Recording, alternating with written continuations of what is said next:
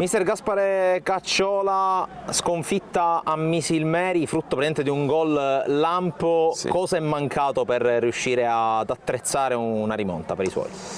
Ma è mancata secondo me poi la serenità, l'atteggiamento della squadra che ha subito gol al primo minuto e si è innervosita.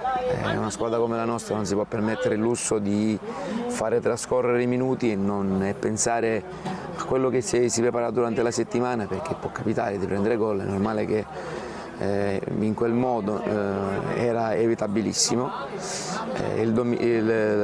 Loro giustamente dopo il gol hanno preso coraggio, noi ci siamo innervositi. Il secondo tempo abbiamo provato a rimettere le cose a posto, fino alla fine ce la siamo giocata e non siamo riusciti quantomeno a pareggiarla. E questa è una partita che ci deve dare, visto che ancora siamo agli inizi, quella consapevolezza che bisogna lavorare tanto.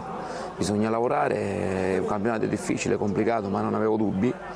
E noi venivamo da una vittoria in casa, però oggi abbiamo capito quanto è difficile e quanto sarà dura questo tipo di campionato.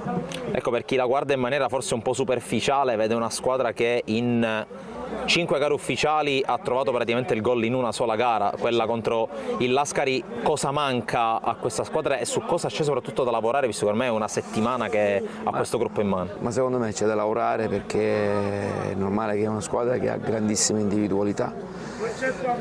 Loro devono dimostrare di essere un gruppo, di essere una squadra. Come è successo oggi, può succedere di prendere gol, ma sicuramente devi reagire con una verve diversa. C'è da lavorare sotto tutti i punti di vista. Ripartiamo comunque dal secondo tempo, perché ho visto la squadra che comunque ha reagito. Ripartiamo da lì e cercheremo di analizzare questa sconfitta in termini tecnici e poi chiaramente già da martedì prepareremo l'altra. Quindi la tifoseria può stare tranquilla? Ma siamo ancora agli inizi, io non sono uno che mi esalto nei momenti che quando si vince, non mi abbatto sicuramente dopo una sconfitta. Siamo alla seconda giornata, la terza giornata di campionato, è normale che è ancora lunga, però è normale che dobbiamo capire che questo campionato sarà veramente complicato.